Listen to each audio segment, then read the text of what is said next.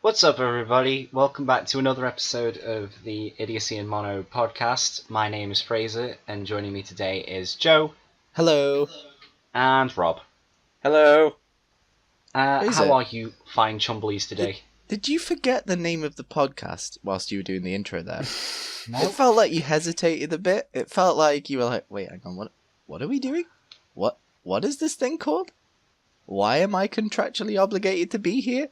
Not to be a bit of a stickler, I was kind of distracted by this random piece of electrical, like I have a bit of chalky block on my desk. Wait, It's like what? A block of chocolate. No.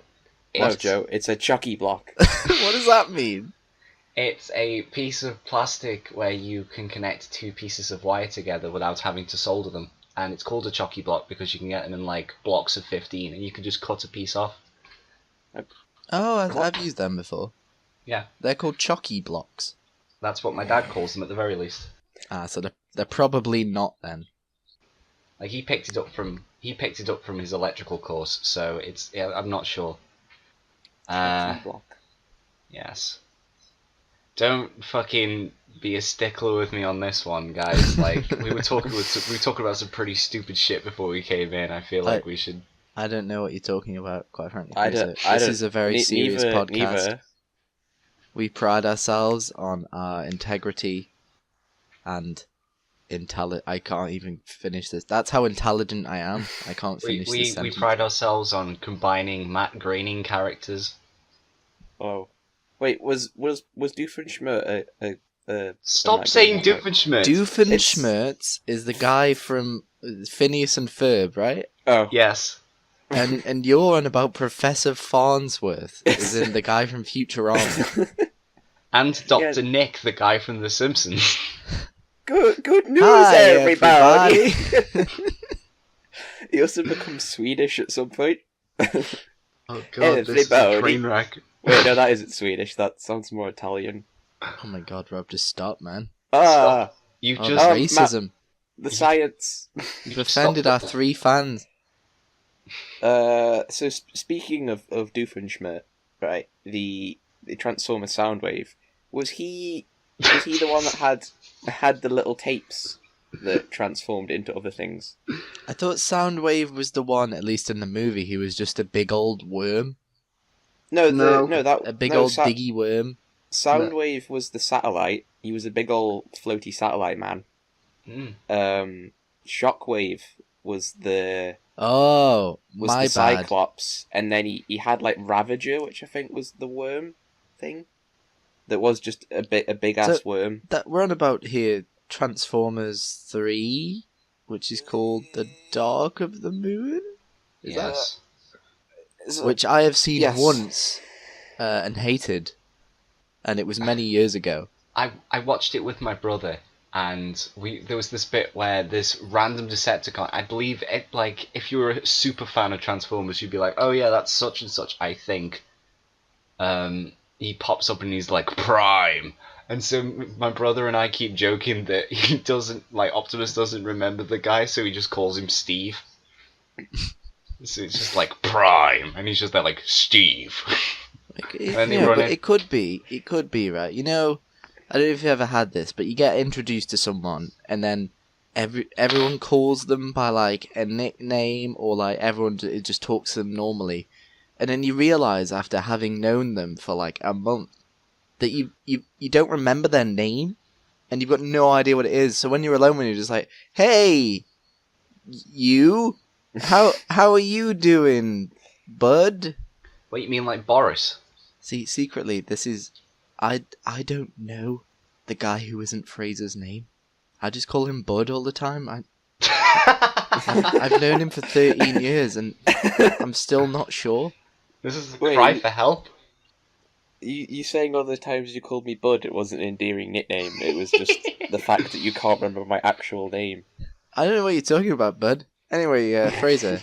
On the subject of that, what if you were under the impression that their actual name was their nickname? Well, if it was Bud, aren't there, like, people called Buddy and stuff like that? Such as Buddy Holly. I don't know any other examples. Like, for example, I know a girl named Kitty, and I thought it was just a nickname and that her name was actually Katie. Is it Kitty Pryde from the X-Men? No. Is it Ellen Page? From the X-Men? No. What about if I was actually called Budostatron? What? Sorry? Budostatron. That'd be such a Budostatron Prime. No, Destroyer Budostatron of worlds. Maximus. Lover of women. Hunter of elk. Sovereign of the moon. Oh dear.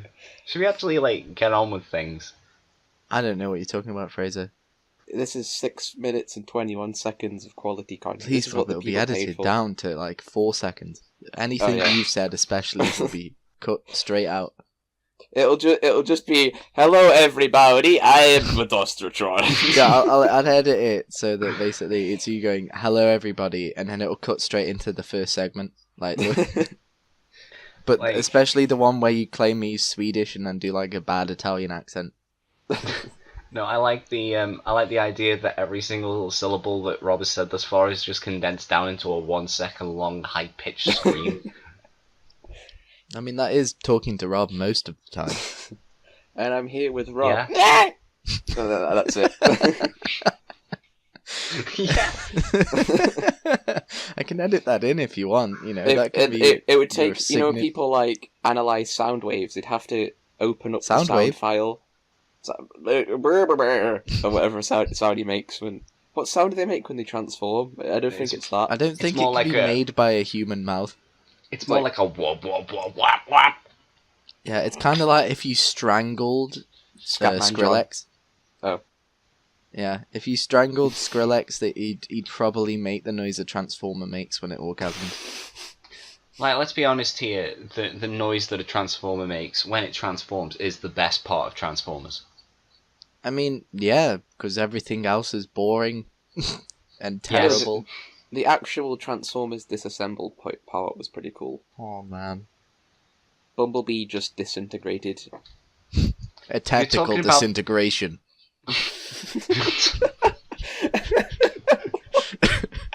Private, I'm gonna need you to purposely dismember yourself so we can get into this room.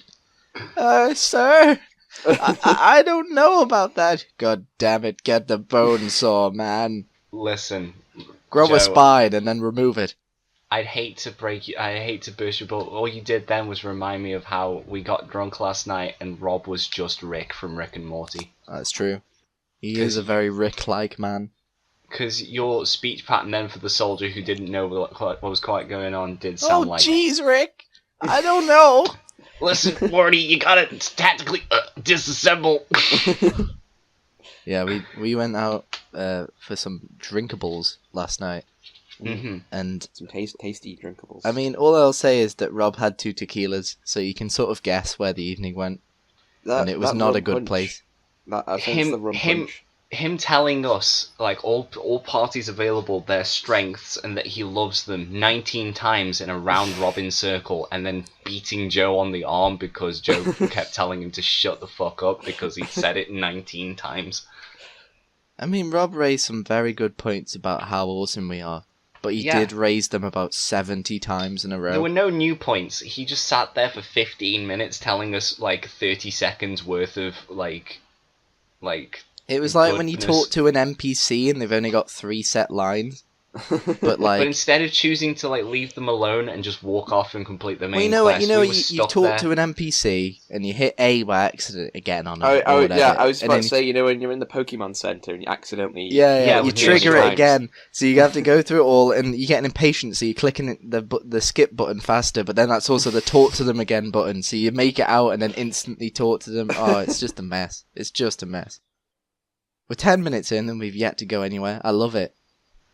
So- would this be a good point to bring up my amazing news story? Yeah, sure, bring me news I mean, story. wait, first off, is there anything else that we did last week?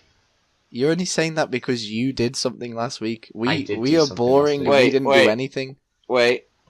So, Fraser, did you do anything of worth this week, perhaps, buddy, Okay. that you'd like This to is talk Joe's about? secret chat, okay? Future Joe, cut that bit where we skipped over Fraser. He felt left out. Also, Right, cut okay. that massive sort of homophobic rant that Rob went on. It's Wait, probably what? not. It's probably not No, right for the audience. That didn't happen. What are you talking about, buddy? Don't worry, just- Rob. I'll bring you on as a I guest can't on hear on anything. white supremacy. No. So, Jesus Christ. So I went to Whitby, which for the uninitiated is where 70% of Dracula takes place, written by Bram Stoker.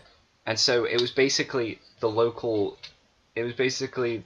excuse for the locals to sell really over-the-top gothic jewellery and obscure ice cream flavours. That sounds like heaven. Yeah? You Yeah, would have for an liked it there. edgelord like you, Yeah, for there was normal people, it sounds boring. Yeah, there's like jet, like jewellery. I And swear it's to God, Fraser, you brought up Jet so many times. You go to Whitby once, and you just can't stop bringing up Jet. Let me just say, Joe, before I continue with anything, you walk down one street in Whitby and there are 6 shops that sell the shit. I'm not, like, it's the most... I don't think I've ever seen it in person before I ever went to Whitby. I feel like I am the uninitiated. What is a jet? Jet is a type of fossilized stone from the root of a tree. Do you guys remember the Staffordshire hoard that they found? That guy with his little metal detector found in a field around here, and it was like a massive treasure trove. Shirt. I got some shirt.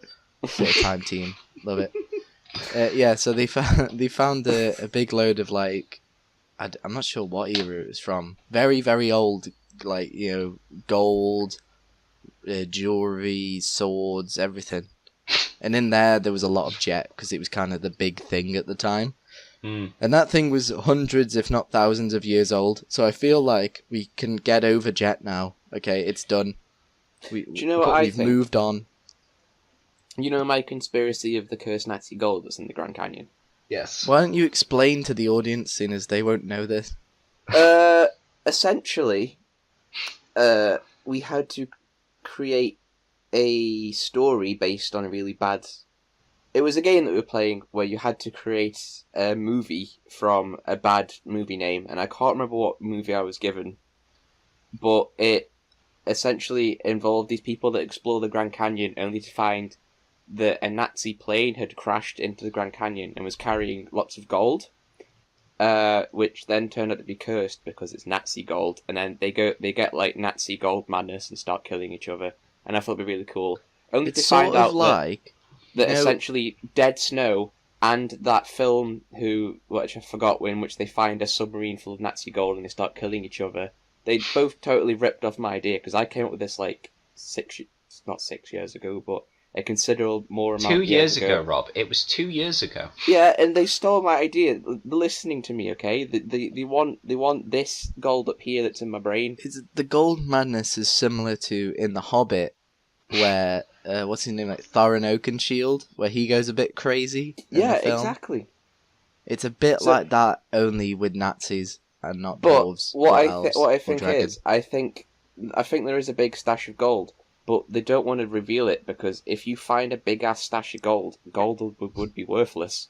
You'd crash the gold market. You know, if people discovered... walk in the Grand Canyon, right? Like, Yeah. it's No, not like the Marianas Trench, dude. Like, I don't mean in the people can Grand go Canyon. there. I mean, if there is a big ass stash of gold somewhere, you probably don't want to find it, because as soon as you do, it'll be worthless. Alright, here's an idea. Cursed Nazi gold in the Marianas Trench. What's... Okay. Yeah? Well, they've already been down there, right? Like James Cameron in his submarine, and he found like a Sprite can or something, right? So, I mean, if there's Sprite in the Marianas Trench, I'm sure there's Nazi gold. You need refreshment when you're down in the Mariana Trench. Anglerfish need the sweet, zesty flavours of lemon and lime. Down Please in sponsor the... and us, Nazis. Sprite. Anglerfish are Nazis. It is true. Confirmed. So my news story, guys, right? Let's cut into that Oh, one. finally, we've moved on to Whitby. We've moved on from Whitby.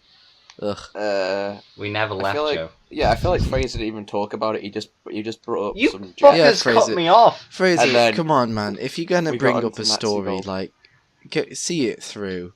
Like, Yeah, ugh, come on, what a buddy. waste of time.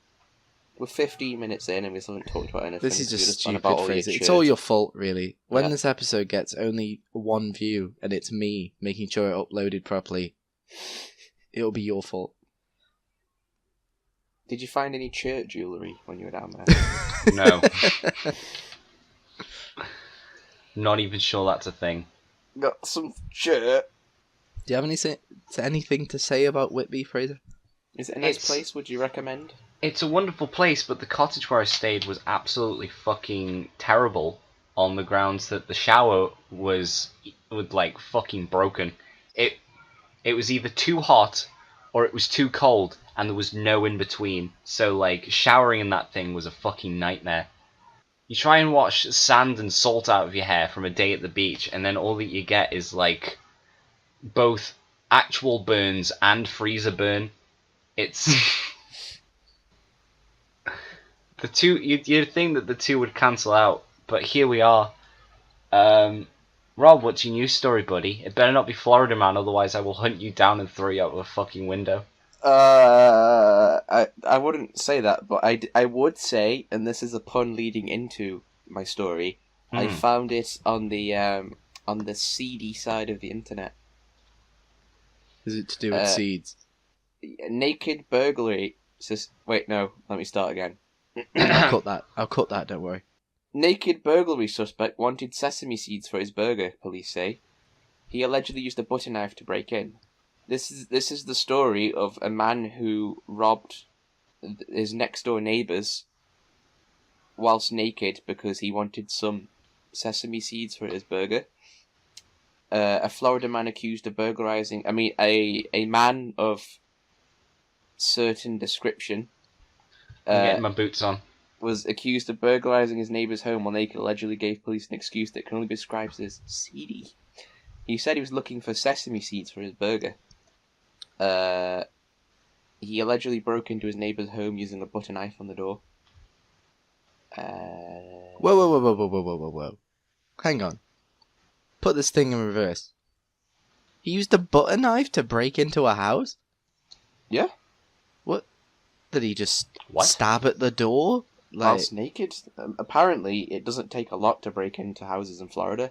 Was it just a screen door, so he sort of hacked at it until it cut through? Like, how did a butter knife of all things as well? It's not even sharp or thin. It's sort of a thick lump.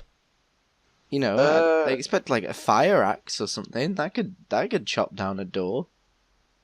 Essentially, what happened was he got super high, got naked, broke into his neighbour's house, and then his neighbour found him and punched him twice really hard in the face. Yeah, that sounds like a reasonable thing to do. I'm looking at the picture of the dude right now, and he just kind of looks like a flat version of Ozzy Osbourne. He does actually. Oh, he also looks kind of sad. It's probably because he got punched in the face. I'd be pretty sad too. No, it's because he didn't get his sesame seeds for his burger. Well, I was about to say, like, he didn't get his burger. He does look like a sad Ozzy Osbourne, oh my god. You guys have seen that video of Ozzy Osbourne, right, where he's actually terrifying because he's on every kind of cocaine? How many types of cocaine are there, really? I assume quite a lot. I'm not well versed in the white bag. Yeah. What do you think you've been doing for the past 2 weeks, Rob? That's why we haven't been able to get in touch with you. Just been snorting horrific amounts of cocaine. In a field. Can you eat cocaine? Is that a thing? Like, how do you get it inside you? I know you can sniff it. Oh, I know that there's a herbal remedy involving cocaine which you can use to get over mountain sickness, where you chew it and you basically can't stop talking. I don't know how relevant this is, but it's just with stuff going inside you. Did you know the thing that I don't want to die by is drowning in the sea? Why specifically the sea? Because if you drown in like fresh water, you die in like a minute max, like depending on how much. Like basically, if you gulp down like 2 lungfuls of water, you die.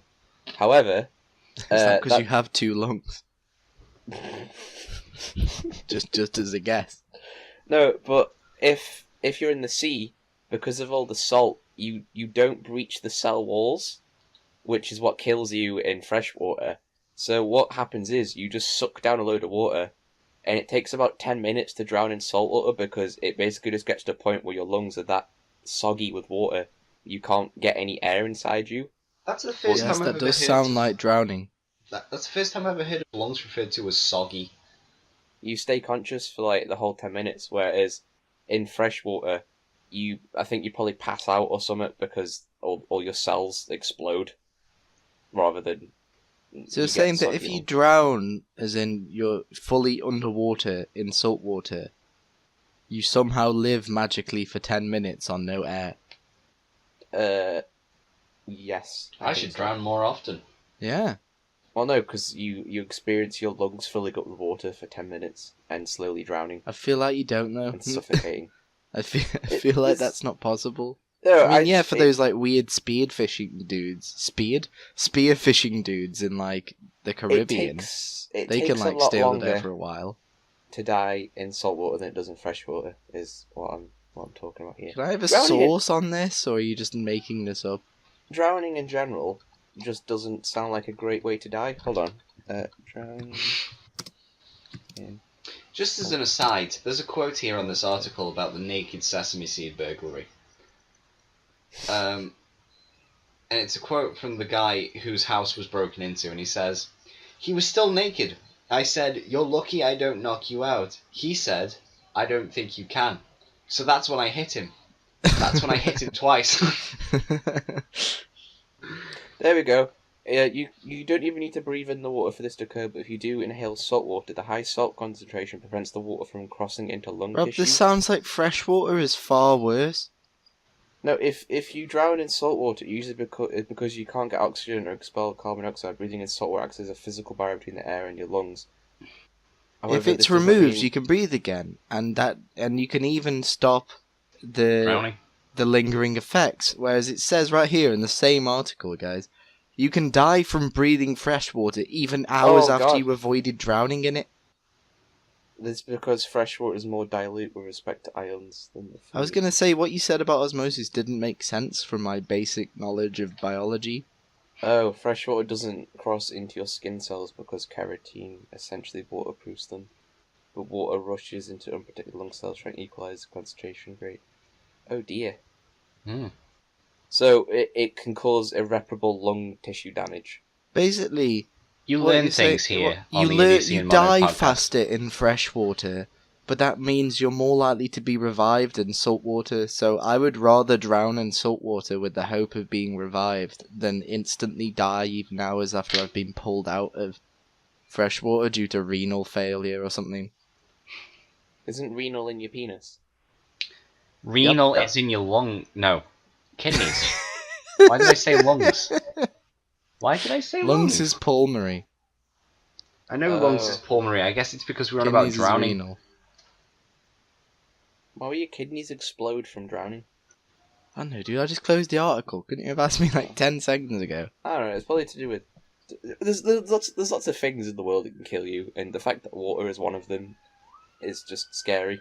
Everything in moderation, even water. Is that why if you drink too much water, does it break down your cells? Yeah, it's something to do with... Because your cells have stuff in them, and you're just drinking, like, pure water, it, like, sucks stuff out of cells, I guess? Maybe? That's how it works? The water goes into the cells. Which makes them swell, and then your cells explode. Which is not good for you. No. So, yeah, apparently the thing which this guy broke into the house with... I'm going to keep going back to this. It was synthetic marijuana, and they counted the burglary tool, like they counted the butter knife as a burglary tool. I'm not sure what other instances you can count. Whoa. Did you say he broke into the house with marijuana? He had been smoking synthetic marijuana before going for his bizarre search for sesame seeds. See, that's not what you said. You said he broke into the house with synthetic marijuana. And that would be even more impressive than a bread knife, honestly. Like, use a bag of drugs to smash down the door. He flash freezes a knife formed from marijuana.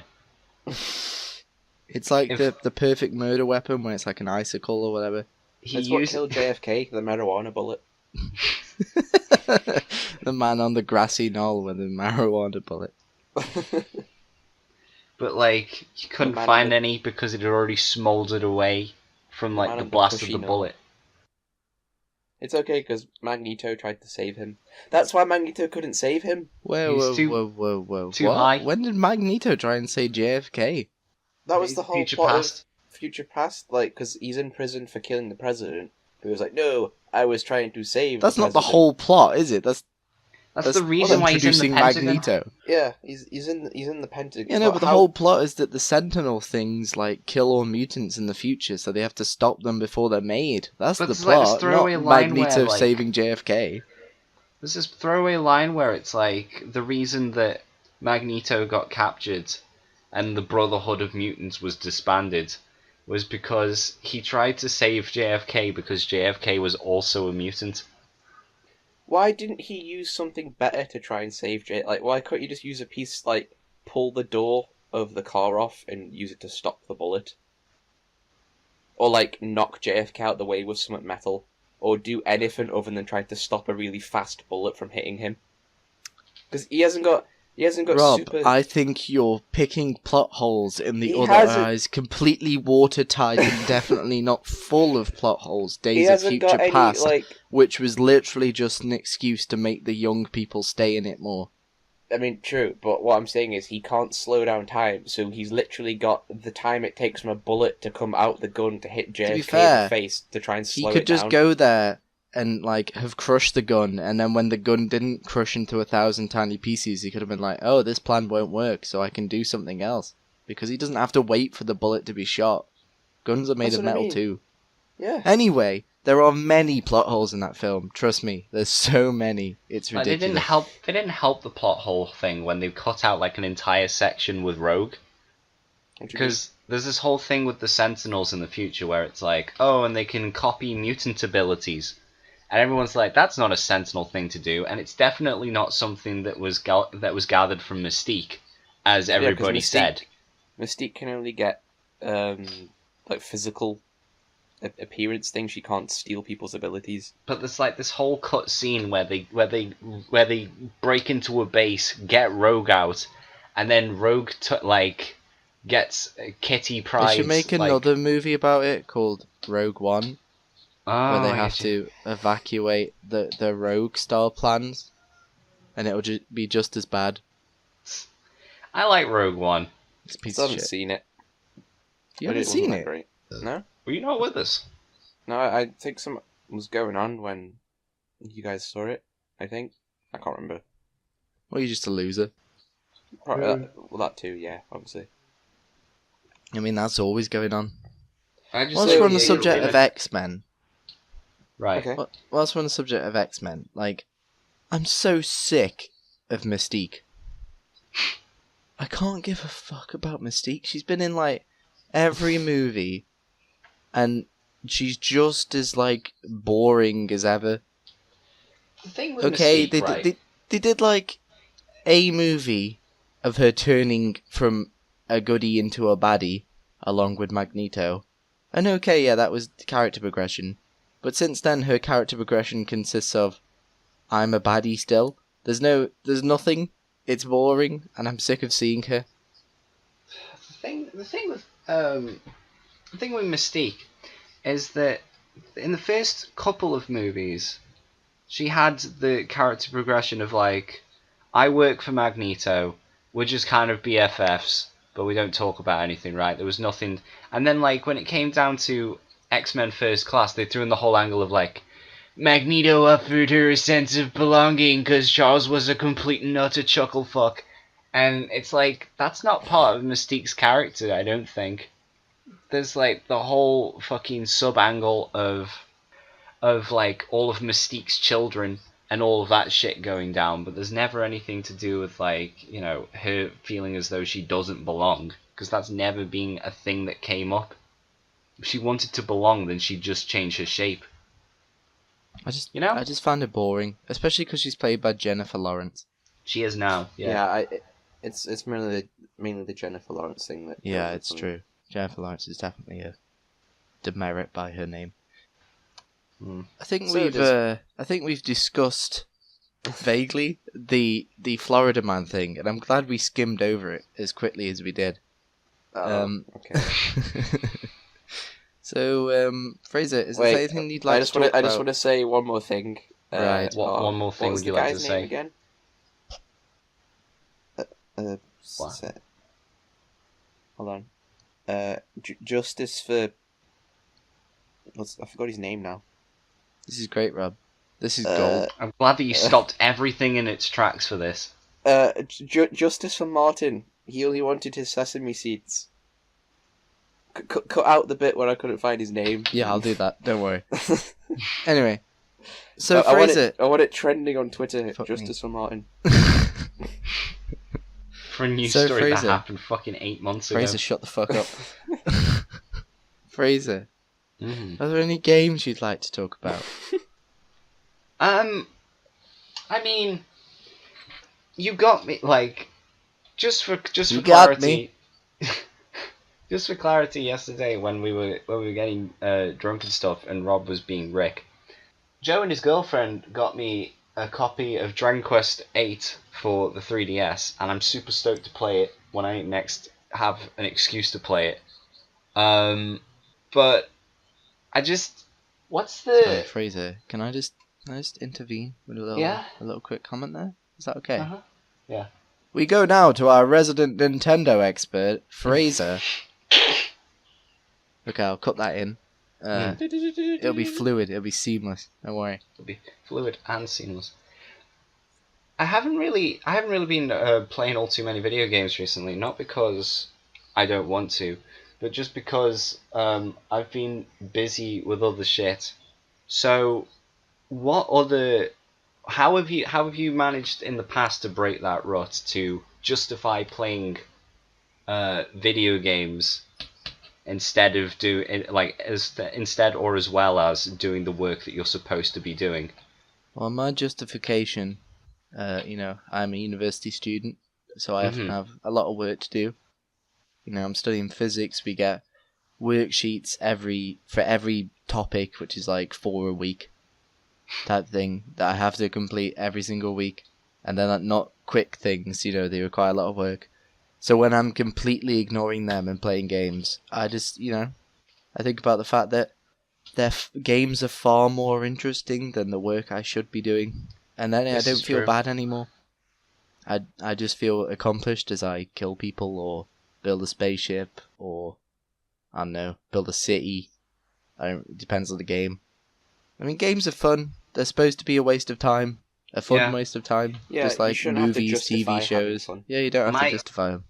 My issue is that I can't have anything in a small quantity. I have to get full on distracted at any distraction that comes along if I let myself. And I feel like that's more of a personal failing than anything else. But it's still something that happens. Because the only game it's called like an addictive personality or something, where each thing you come across, you just fully immerse yourself in that one thing for a bit. It isn't quite like that. It's just more. It's more along the lines of procrastination, because I'm like, oh well, this is far better than this other boring thing which I'm supposed to be doing. I think everyone gets like that though. Yeah, I don't think that's a new thing. You're basically saying, should I do this thing that I enjoy and makes me happy, or should I do the thing that makes me really sad and want to die? Because the only game which I've played recently is a Game Boy game called Mole Mania. What?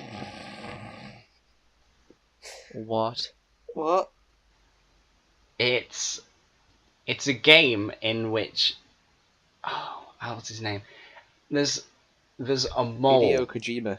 There's a mole with sunglasses, and his family gets kidnapped by a cabbage farmer called Junpei. And your task is to destroy enemies by throwing rocks at them and burrowing beneath stages as a mole who is super cool because he has sunglasses. The second boss in the game is the literal sun. What, is in the sun as a ball mole? of gas? Yes. But surely the sun is easily defeated by his sunglasses. No, what you have to do is you have to throw rocks at him until he falls into a pond and gets put out. So he blows up the sun. No, he just kind of like, Sounds like a prick. it's I the hate only way this of getting mole. his children back. He also puts out the sun. That's not a good thing to do. He has Don't the worry, they kind of foresight glaze of over it. like Kronos. Like, I'm just gonna kill every god. This can't go badly. Oh Oh, no. Oh dear. oh, nothing works anymore. I killed everyone responsible for making things happen. Oh, I'm gonna have to Oh, do it all fuck. now. Oh. Oh, fucking hell. Oh gee. Oh, Oh fuck. fucking hell. Oh Jesus. Fuck. Oh, I fuck basically came me. across because it's Anyway. a puzzle game. So, you've been playing a lot Because of it's a Mole puzzle game, I Mania. basically came across a level which I couldn't finish. Would you say you have the Mole Mania? I got mole fever. What puzzles do you solve as a moleman? So you basically roll boulders and kill enemies, and then you can also dig holes and burrow under the levels and pop up at the other side. So there's just like... You can dig under the whole level. That sounds Yeah. really easy. Well, the thing is, there are gates that you can only accomplish once you've like... You have to destroy the gate with a boulder, and the only way you can do that is by like either eliminating all the enemies or by like doing like block puzzles or whatever.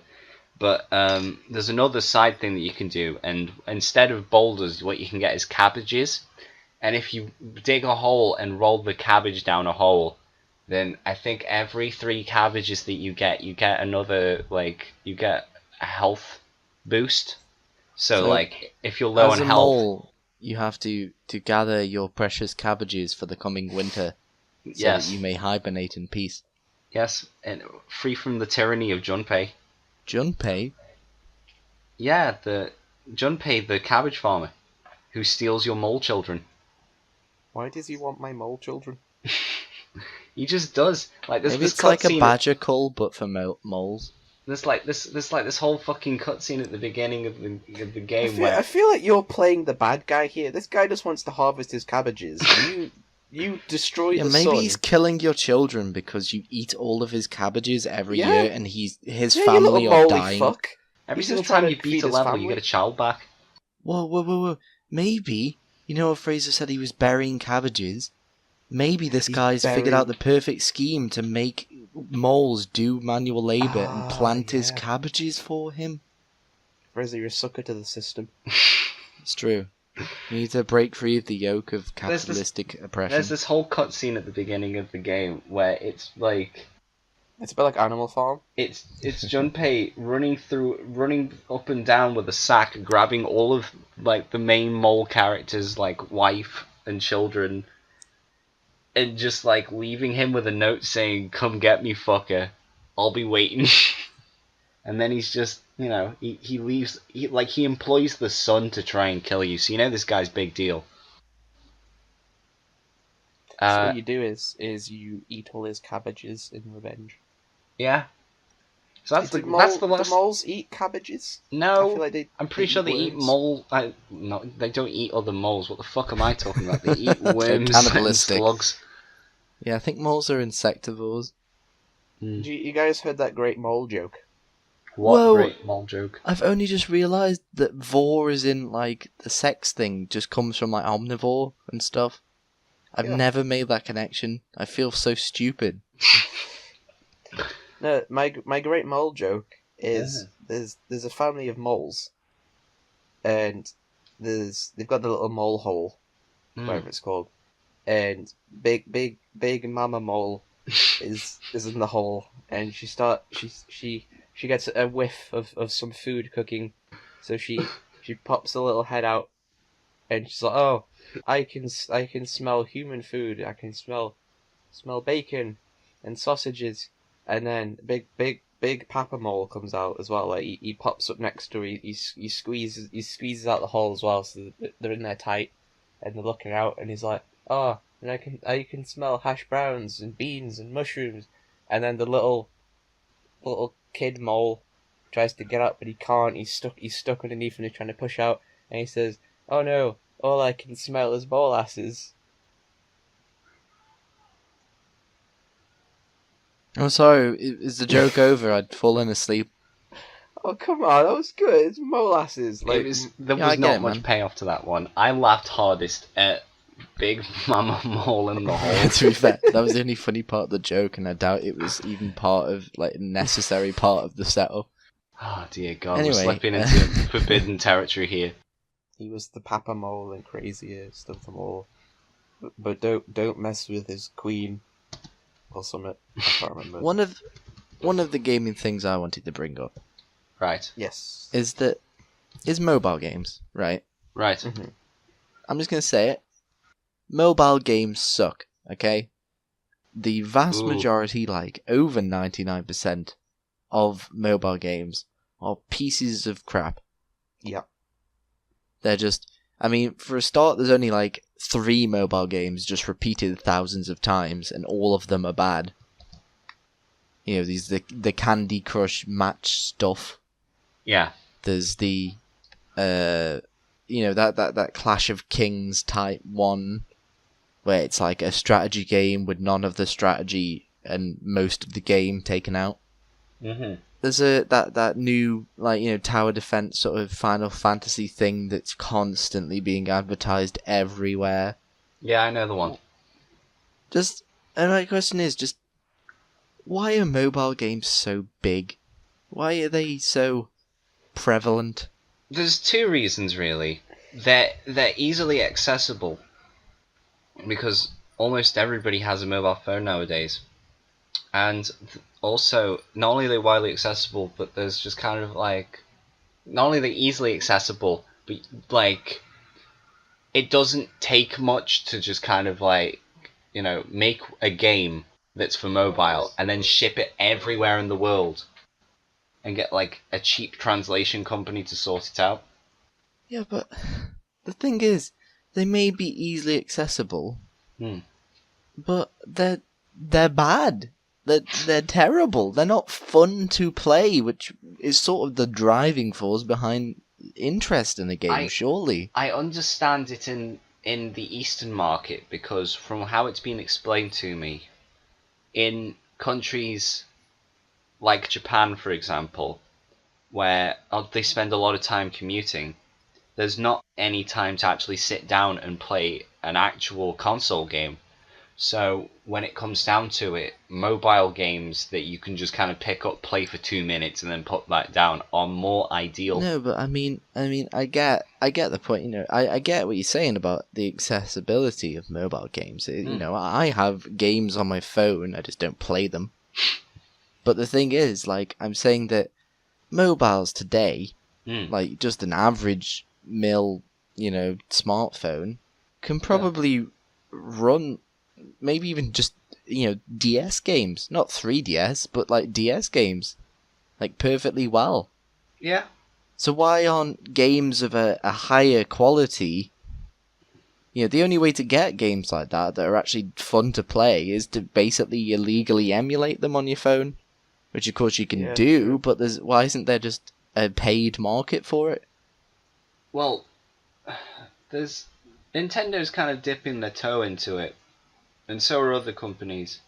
But ultimately, it's because a lot of companies will kind of like arrange deals with publishers to have it be like, yo, you've got this idea for a game, you've got a studio who's willing to work on it, have it come out on our game system rather than anywhere else, you know? So like when it comes down to it, perhaps the more flushed out games, which are actually marketed towards people who enjoy playing games, I think will you go mean towards a fleshed gaming out, system. not flushed out. I don't know. That would be games that are thrown away, or games of the hit movie Flushed Away. Flushed away. About rats in a sewer. But anyways, in addition to that, there's a reason there's a lot more money to be made out of a mobile game, because think about it, right? You produce this game and then you perhaps like release it as free to play, or like it's 99p. If you get like, let's say 100,000 people, like that's the goal, to download your thing, you make 100,000, let's say, dollars back. Yeah, let's not use pounds, which is Right. easy to understand. I mean, that's what the world currency is. everything's based off the American market, so let's fucking go off that.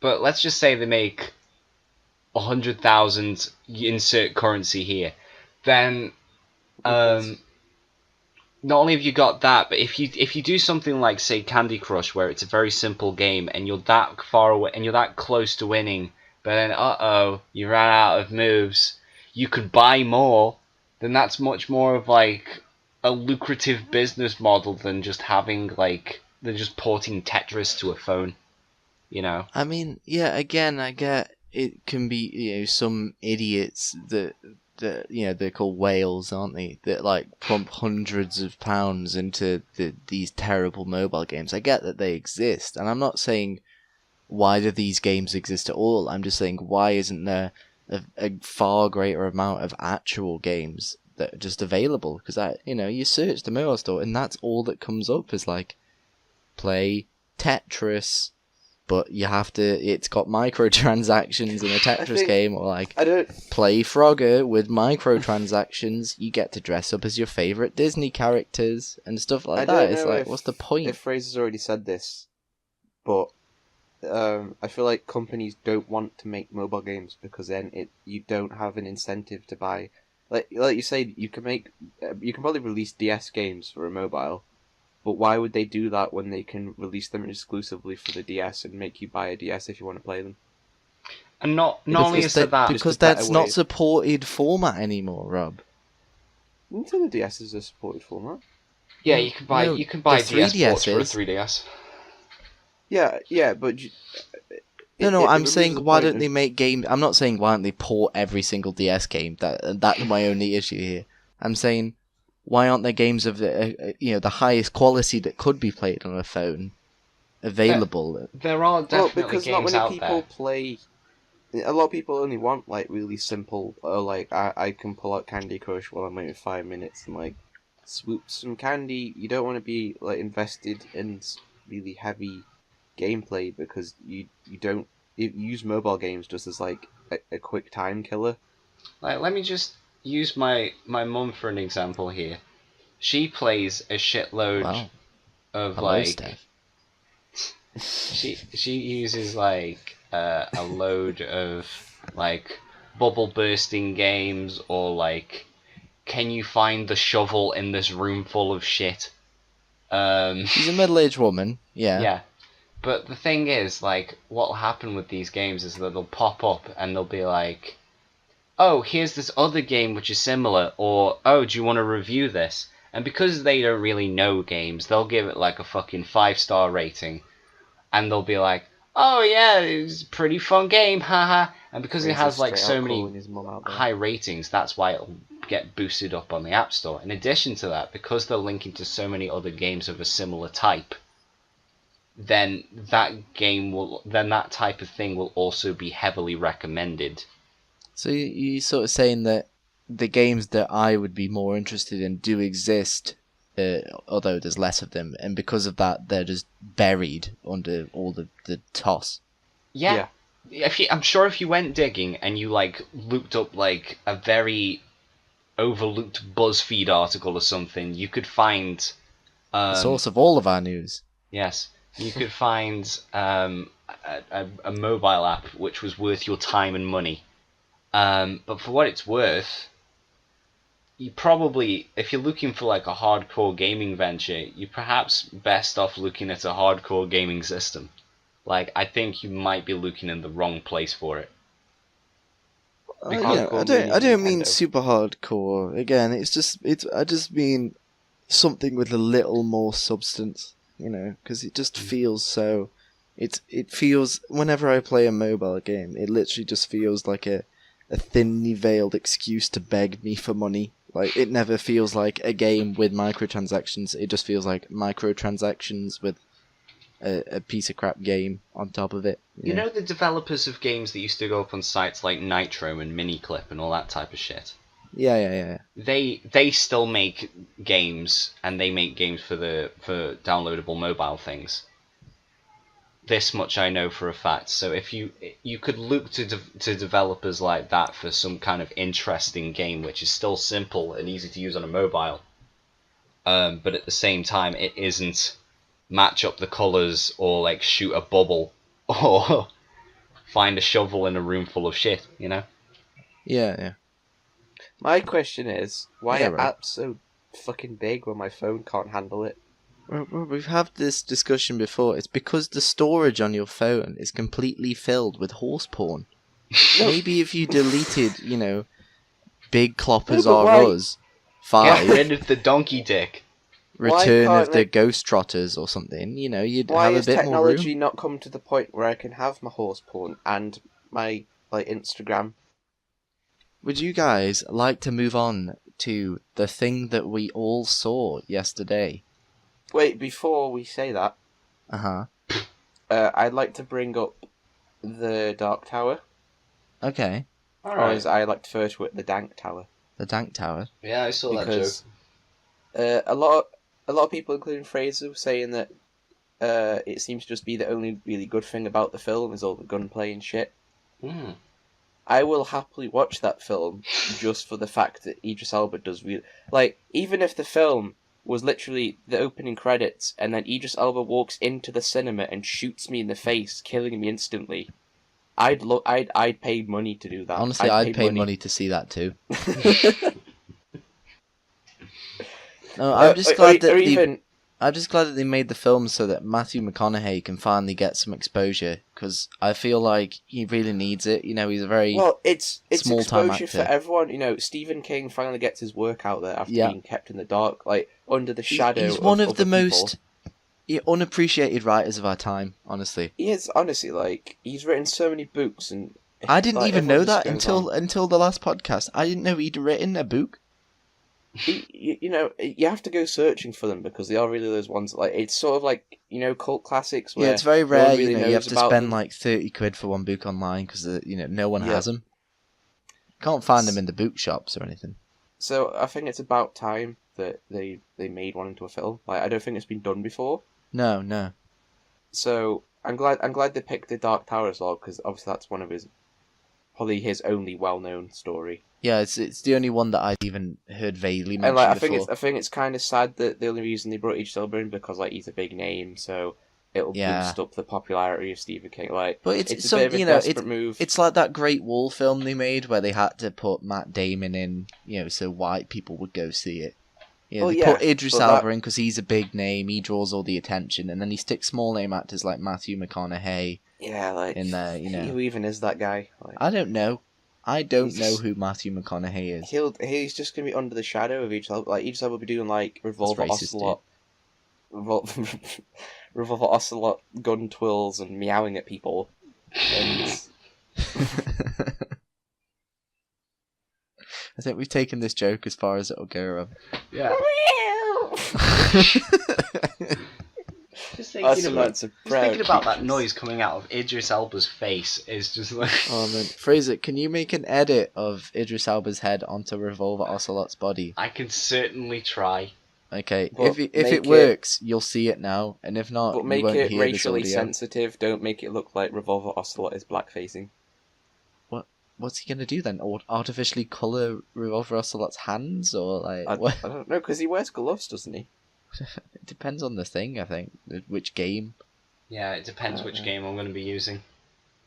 Hey, What if I you used, big balls. the original Big PlayStation version? What? So he's just sort of a polygon. And then With a black Idris face. Elba's face. His highly detailed 1080p 4K face. And then just like this low res one poly body. Or alternatively, I could get Metal Gear Solid 5 Ocelot and then put on a super grainy picture of So it Idris looks like Elba. encrypted. You do a red circle around it. I like it. Okay, let's move on to the movie that we all saw this weekend. Oh, God. Atomic Blonde. Yeah! Or as I like to call it, my wet dream. As I like to call it, Charlize Theron and other attractive woman whose name I've forgotten get naked, and it's pretty cool, but other than that, it's not that good. Called Melanie Frenchman, right, or something? Yeah, Melanie French person, that's her name. Yeah. We're Okay, doing Fraser, this as a service. Fraser, you're the one who liked it the most. I think you and Rob did anyway. So Yeah. talk us through the film. Do you know? I figured out why I liked it so much. Was it the naked women? No, it was because especially the hallway fight scene where she's going down the stairs and punching all the people and that. And I thought the fight scenes are really well done, and I figured out why. It's because one of I think it's either the actual director or one of the directors worked on John Wick. Ah. Which makes a lot of sense, because I was getting John Wick vibes from the fight scenes. Yeah, the fight scenes were really well done. It was just... Yeah, Well, let's go through it in order. Fraser, okay, talk us through it a bit, buddy.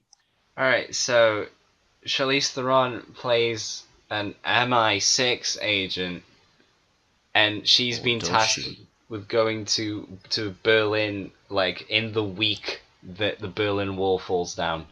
Yeah, 1989 sometime. And she's got to figure out what the deal is with this MacGuffin microfilm thing that contains all of the information for every... It's like the plot of Mission Impossible 1. For some reason, a list was made that's very accessible. Why would they do that? Randomly given to a guy in Berlin, not even who close to London. Let's not skip over this. Oh yeah, she had sex with the guy that had the list. They tried to shoehorn in some kind of romantic subplot of how she was in love with him, but it doesn't actually go anywhere. Yeah. Well, yeah. Anyway, let's go through it still. So there's this list with every spy working for MI6, or is it every Allied spy? Do you want to know something cool though? I think Rob? you know in Mission Impossible 1, I think the bad guy in that is the bad guy in this. You know the Russian man or the German guy, I can't remember, the one with the big beard. The bad guy in Mission Impossible 1 is John Voight. Wait, no, not John Voight. It's the guy that's working with him, the one that has the knife. And the one that's working with him is a French actor or a woman. Oh, what's he called? No, cut this out, please. Yeah, so there's a list with every Allied agent, including the CIA and MI6 and everything, and I guess French agents too, like Interpol and stuff, on it. It's got all of their names and all of their files too, which seems, again, excessive. But also, on it is a double agent called Satchel. Yes. And it reveals the person who is Satchel. Comrade messenger bag. Mm-hmm. So at the very start of the film, this disc, it's actually hidden in a watch with all the information on, is stolen by a Russian agent. However, he wants to sell the disc to the highest bidder instead of just giving it back to his Soviet overlords. And so that's why she is sent in to retrieve it before he sells it to someone. Because if he'd just taken it back to Russia, then it would have been gone long ago. Yeah. So the whole plot revolves around her trying to find this disc. In Berlin, already operating is, what's he called, James McAvoy? Yeah, James McAvoy being a crazy fucking party animal, wearing fur coats, fucking everybody, and drinking excessive amounts of Jack Daniels. I don't know why Jack Daniels. What a waste. Product placement. Did you notice the amount of times that they showed Smirnoff and Jack Daniels in that movie? Yeah, it's true. No, so yeah, he's already working in Berlin as just the MI6 operative in charge of working in Berlin, and so Charlize Theron is supposed to meet up with him and discuss a plan of attack on the disc. That's just sort of the setup. We'll try not to spoil the movie too much, I guess. Although assume spoilers from now on. Yeah, I mean, we probably will, but we'll try not to. So that's the basic plot. They have to steal this disc. Along the way, things go wrong amazingly. Nothing ever goes right. Nah, if you work for MI6, it's just a life of struggles. So, Fraser, what did you think about the film? I think all of the elements were good, but in terms of plot and pacing, it would have been better in its original form as a graphic novel, because as a graphic novel, you can look at a page, soak things up, and then move on. Whereas, the twist at the very end of the film, which I'm not going to spoil, it's the type of thing where you sat there in the movie theater and you're like, wait, hold on, what? That's not okay. And then the credits roll. And then you sat there and you're like, oh, that's stupid. And whereas my reaction might have been the same had I read it, but at the same time, it wouldn't have taken so long, and there wouldn't have been so much information overloading me at once. Oh yeah, we should mention really quick, by the way, it is based on a graphic novel called The Coldest City, was it? I think it's, The Coldest City. Yeah, I've never read it. Neither have I. Apparently it is. Never even heard of it. It tends to be the case. I don't really hear about graphic novels until it's like, oh, this movie was based off it. Like, So yeah, Rob. Yes. What did you think of the film? I very much like the aesthetic of the whole thing. It's very 80s grunge. It has Charlize Theron's nipples. That's what he's talking about. It had Charlize Theron's nipples and her Bare in, ass. just everyone in like stockings and just. It was basically one big like porn film with just aesthetic. It was a softcore porn film in parts. It definitely. was, and I like the overall look, the sort of muted colours, but then also having really bright colours as well. Sort of with like a lot of the background was grey, but then there was very sharp colours as well.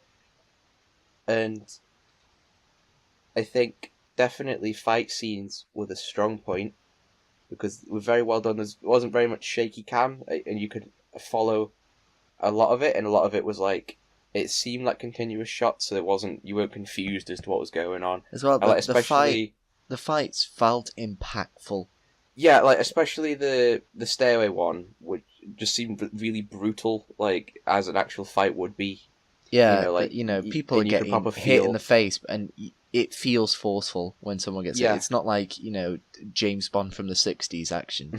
I mean, no, like you proper feel like they're getting full on punched in the face, and that's like not only that, what you want from an action film. As well, the gunplay. What Fraser says. Oh yeah, the gunplay. The bullet. Like there's a bit where they're sort of hiding in a room and someone's firing through the door at them, and like the sound and like the juddering of the door frame as the bullet holes appear and everything. That was very cool. It's really well done, and like the soundtrack of the film and how they use the soundtrack is really well done as well. Like it cutting out at moments and then come back in at certain moments. They did that really well.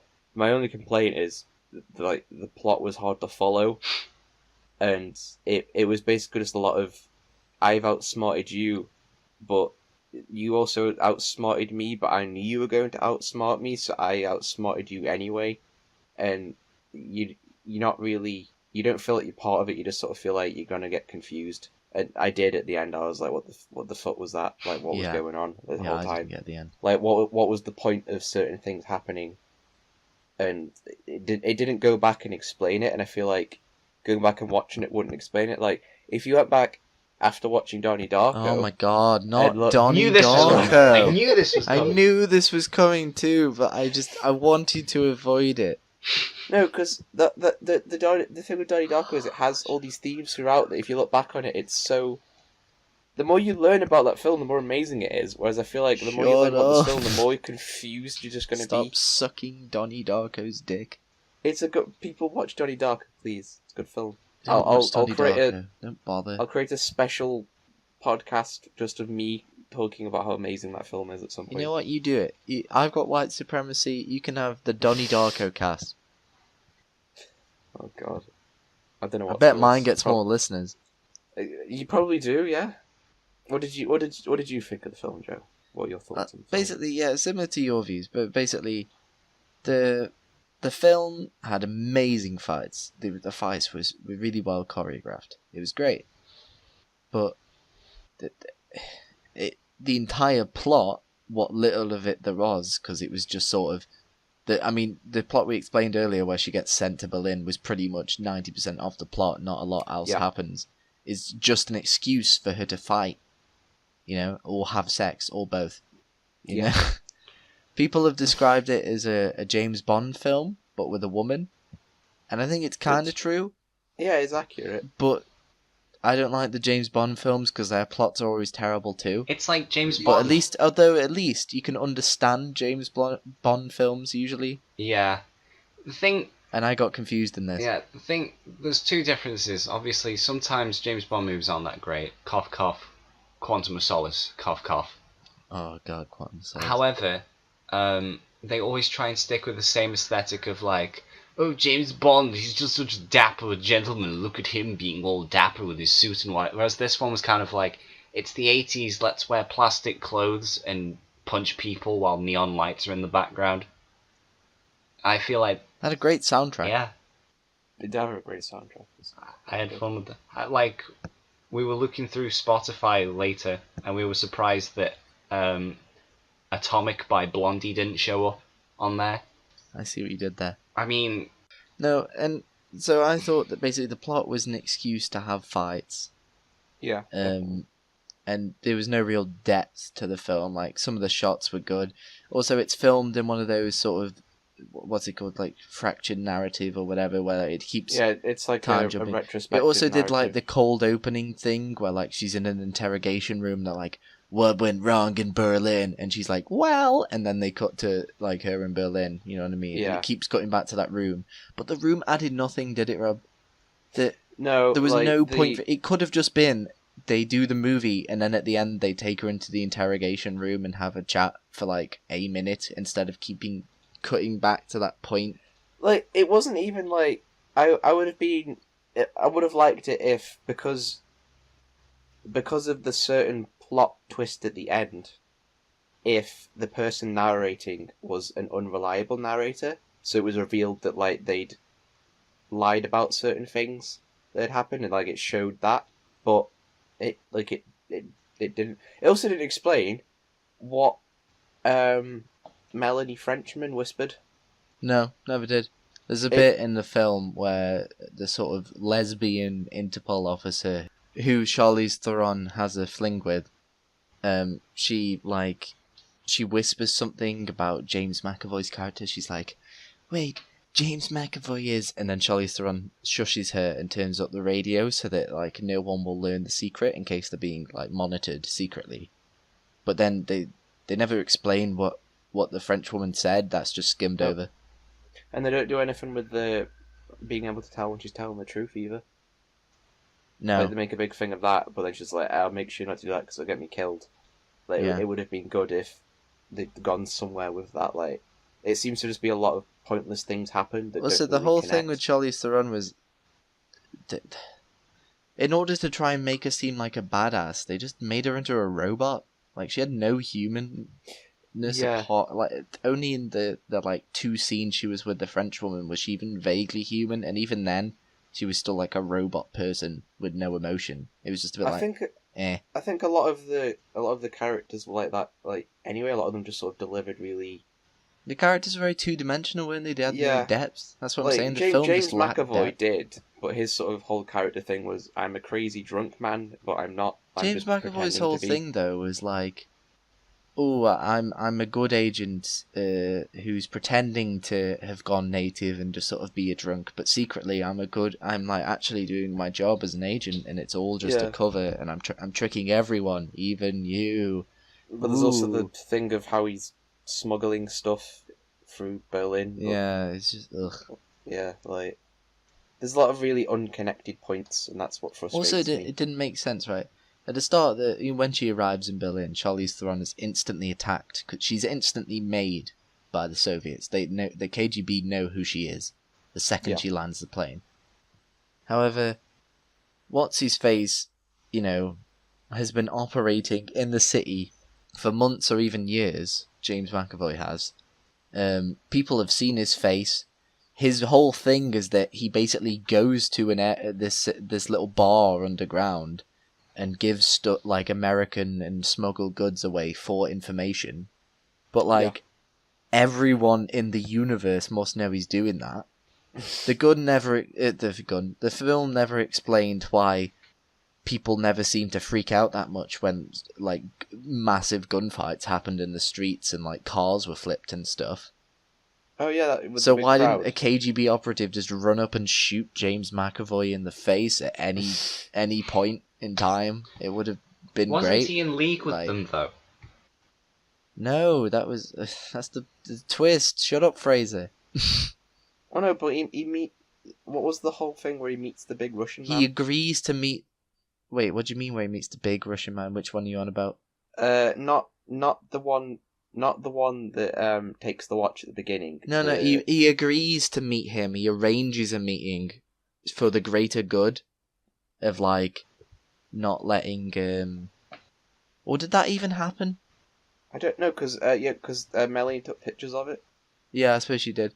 Yeah, so I think he agreed to meet with him in order to secure the watch for the greater good, but like he wasn't in league with them because, he was a double agent or anything. That was just or way of was he in preserving. league with Oh, them? he might, maybe he was. He wasn't. Can't say that. Well, I can't. I'm trying not to give away the plot points. So that No, but you gave away the red heron. Well, Fraser already gave away the red herring there on a thing I was trying to avoid mentioning. You just cut that out, dude. Well, we've just been talking for 5 minutes now. Anytime Fraser says a spoiler, just splice in my Transformer noise. Okay, I'm gonna stop. So you don't actually stop. Fraser, how come you keep disconnecting, dude? You disconnected like 20 times whilst we were talking. Because you guys kept breaking up for me, so I was like, okay, connect. And then it connected back into you guys being like, so Charlize Theron's nipples. And I'm like, okay. I mean, we might just have been doing that. You don't know. I'm leaving that in now. So yeah, I mean, we're pretty much at time here. So, what, Fraser? What are your final thoughts on the movie? Do you think it was good or bad? Basically, I feel would you recommend it? It's in the rare category of if you want to see it, you probably will have already seen it. If you're really into action and like bright, pretty lights and loud noises, then you're gonna like this movie. However, if you go in there expecting a serious, legitimate plot, then you're not gonna get anything. So, I recommend this movie to people who like. Okay, I recommend this movie to people who like the Transformers movies, but not people who enjoyed Interstellar. See, the thing is, I disagree with you there, purely because the Transformer movies, okay, the plot's terrible, but it's easy to follow, so it's fine. It's basically, it's easy to follow plot with lots of action. But the issue I had with Atomic Blonde was the plot wasn't super easy to follow, like, because of the way it was told. Well, there's no other. In places, it was confusing, and you can't just call it, an action movie with a bad plot. It's an action movie with a confusing plot, which detracts from your enjoyment of the action, because you're like, wait, why is she here now and doing this? What? Why did she have to go there and fight those 20 people? What was the point? You know.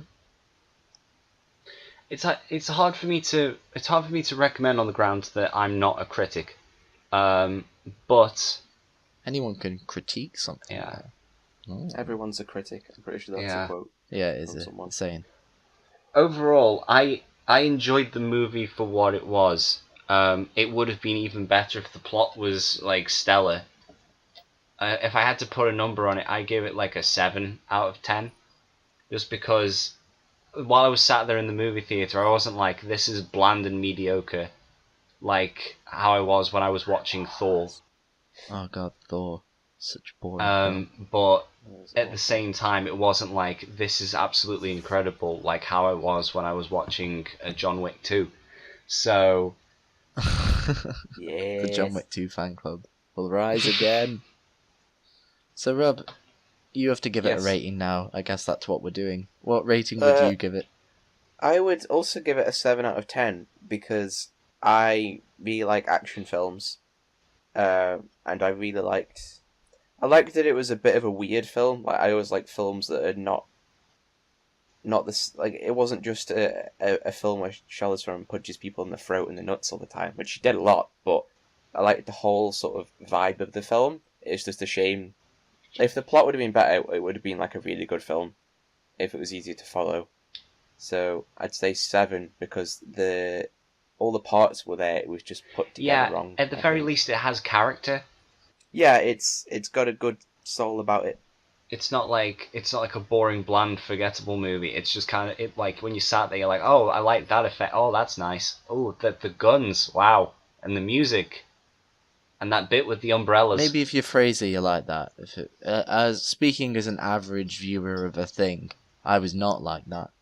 I'm going to give it a 6 out of 10 for slightly above average. My favourite part of the entire film was probably the fact that because Charlize Theron is just an agent in a city full of other agents for other agencies, in fights she does get beaten the hell up because she is fighting highly trained agents, trained in the same way that she probably is. Yeah. So that was probably my favourite part, is that she does actually, like, she doesn't win every fight. Like, there's this one dude who beats the crap out of her a couple of times, and it's like, yeah, that makes sense, because, you know, she's not a super person. She's supposed to be human, though she does lack any emotion. So yeah, 6 out of 10. I mean, there is like a small thing which I wanted to bring up, but if you want to cut it off, then we can cut it off. No, what do you want to say? I just wanted to ask real quick, because I brought this up in the cinema yesterday. JoJo's Bizarre Adventure got a live action adaptation in Japan for part 4, the first couple of arcs, from what I understand, with Josuke the Pompadour JoJo. And it got me thinking, because we haven't actually watched part 4 yet, what part of JoJo that we've watched would you like to see adapted to a film, or what would you like to see from a Hollywood JoJo film? Rob? I'd like to see the first part, you know, the part that introduces the mask, and like the whole... See, I'd say that too. Setting up the JoJo lineage. I think that would be really cool to see as a live action movie. Like, obviously, they'd have to do it well. Like, I feel as though that'd be the easiest one to do. However, at the same time, one of the critiques which I've heard about JoJo Part 1 is that Jonathan Joestar is a boring main character. You leave Jonathan I know. alone. I don't personally feel that way. I feel as though you have extravagant bad guy hang on. I'm gonna break down why Part 1 would be the best one to do. Right. Quite simply, there's a lot less magical crap. Yep. So, Hollywood would make a better movie. Like, for, you know, the Dio is a magical vampire person, yes. And in the later parts of Part 1, he does shoot vampire juice from his eyes like laser beams. Yes. However, let's be real, if they made a JoJo's movie, it wouldn't get that much money. So the effects wouldn't be spectacular. So you don't want even battle tendency where they the final fight is on a volcano and Kars is a bird man and like they get fired into space and stuff like that. That would just look stupid. Not only that, but there's also there's good Nazis in it. So I mean that probably would not go down well with people. Stroheim. Yeah, Stroheim is a Nazi. Stroheim and his army of magical ultraviolet lights. Yeah. So, I don't think Part 1, which is sort of a medieval English setting, so it's medieval? Not medieval, that's not what I meant to say. I meant to say Victorian. Yeah. Victorian English setting. You know, so the sets aren't that hard to make, you know. He basically, it's one country estate and one castle, a city, and a boat. Yeah, and that's it. Question. Yeah, Rob? If they made a live action one, who would play Robert E.O. Speedwagon? That is an excellent question. And if they get that wrong, I don't think I could. Who? Keanu Reeves. No, not Keanu Reeves. That wouldn't work at all. What? No, you need Robert E.O. Speedwagon. Well, don't forget though. Say we're making this to set up later films. We need a good actor, but also a guy who's young enough that we can find an older guy to play him. Willem Dafoe. I think the old actor would be Danny DeVito, and the young actor would be Danny DeVito with CGI. Oh yeah, we put the top hat on him so you can't see his bald spot. Yeah. He doesn't start off with the top hat though. He starts off with like a luscious like blonde mullet and a razor hat. Oh yeah, because he inherits the top hat from how Sapelli. he uses the cane when he's an old man? Yeah. Does that come from when Dio beats the crap out of him at the very start? I'm not sure. Because I know he uses a cane afterwards because, like, he's injured. And I don't know if he just continues to use it for the rest of Not his sure, life. because it does show flashbacks of him in the desert, just kind of like without a cane. Well, yeah, to be fair, though, if you tried to use a cane in the desert, it'd sink into the floor and you'd fall over. True. Anyway, I think that's a good way to round it up. In conclusion, we have no idea what the cast would be, but we would make part 1 of JoJo's Bizarre Adventure into a movie. Wait, no. Danny DeVito would be young Speedwagon, and then Willem Dafoe would be old Speedwagon. He lost a lot of weight, honestly. And grew quite a while. Well, he aged, Fraser. People grow as they age, from like 20 to 50, right? Yeah, they get bigger. Wait, no.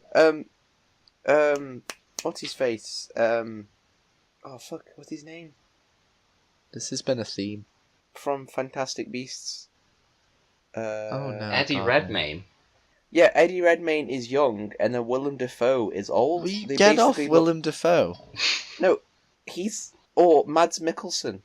Mads No. Mikkelsen. No. Yeah. No, not as him. But I think Mads Mikkelsen would definitely do it, is the thing. Oh yeah, definitely, like, totally. He probably wouldn't know what film he was in, but he'd definitely do it. I think he would. Alright, Yeah, can we, like, just throw a name out there? Who would be Jonathan? Who would be Dio? So you need two guys that are ferociously jacked, don't forget. Yeah. Like, inhumanly jacked.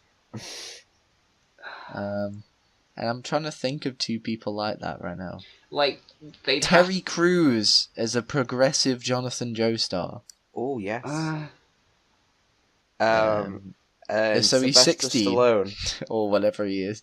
Sylvester Stallone as Dio. Sylvester Stallone is the same, trying to play someone the same age as Terry Crews, and they're In a both blonde supposed to wig. be like in their early 20s at the most.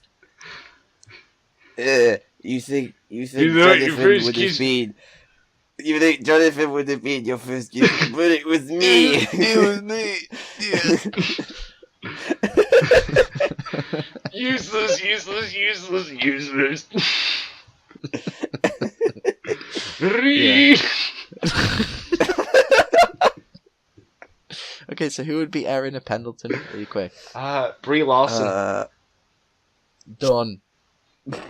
Sign the contract, Brie. We'll be in touch. Terry Crews is Jonathan Joestar. Terry Crews. You realise So that wait, you could probably just find an actor and then put him on the same diet as Chris Evans, and then we'd be done. Is in the radio, like, 1 presenter or whatever. No. Like that Captain ginger American, prick. not fucking... Not the guy yeah. who ruined Top Gear. We get Ginger Chris Evans to play young Jonathan, and he was a whiny bitch. Young. Terry Crews plays old Jonathan. Say that as if Jonathan gets old. No, because there's a bit. He starts as a kid. I'm assuming, like, when he has Danny, when he's like 10, Yeah, That- and that's- then it that's gets hard Chris cuts to Evans. the rugby game where he's a black man. juiced up as fuck. He turns into a black man with a He movie. turns into like a 7-foot tall black dude who used to play American football. Here's Yeah, I can see it. here's the question: would you keep in? Like, there's this bit where Dio's introduced to Jonathan, and he like basically throws his suitcase out of a horse carriage and then launches himself into the air, Pillar Men style. And I'd like And he to ask, kicks a dog in the face. yeah, and then he kicks a dog in the face. Would you keep? Like, obviously, you keep the dog kick in because it's essential to Dio's dickhead nature. However, would you keep him like ninja kicking his way out of his horse cart, or would it just be kind of like over the top? Yeah, so it's Sylvester Strength. Stallone kicking his way out of a horse cart. No, Tom Felton plays young Dio. Wait, is the guy who played like Draco Malfoy? That's Yeah. actually a really good call. And then It's he not bad. later becomes Sylvester Stallone. Yeah. Of course, we have to keep In a Sylvester Oh, blonde we Stallone. could wig, get the in a guy really- who played what's his face? Neville Longbottom to play. Jonathan. Jonathan. That's such a good choice. We're not allowed to do this. This is good non-funny choices, guys. Let's wrap it up. Okay, everyone. Thank you. And then he becomes Terry Crews. he still becomes Terry Crews at the end. His final form. What if... Hang on. What if Neville Longbottom's actor? What if he plays old Jonathan, and then when Dio shows up again with Jonathan's body in like part 3, it's Terry Crews' body, but with Sylvester Stallone's head.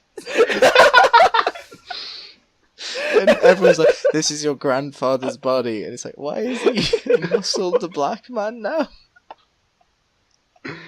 Oh dear. Okay, we do need to end on that note. Can we end on the fact that part 3 would be absolutely impossible to adapt into one movie? Yes, we can end on that, sure. And with that, we are ending the show. Oh god. Thank you for listening, everyone, to episode 2 of the Idiocy in Mono podcast. I've been your host, J, and with me have been Rib and Frizz. Hi. Let's say bye, not hi. Bye. There we go. Autobots, roll out. Disassemble. Tactically. Oh, yeah, sorry, Rob. Let me just give you a bit of dead air so that you can do the perfect Transformer noise. Okay, you ready? Okay. 3, 2, 1. Whoop, whoop, whoop, whoop, whoop. Amazing. We'll see you guys in the next episode. See you. Bye, guys. Bye. Bye-bye. Bye. Bye.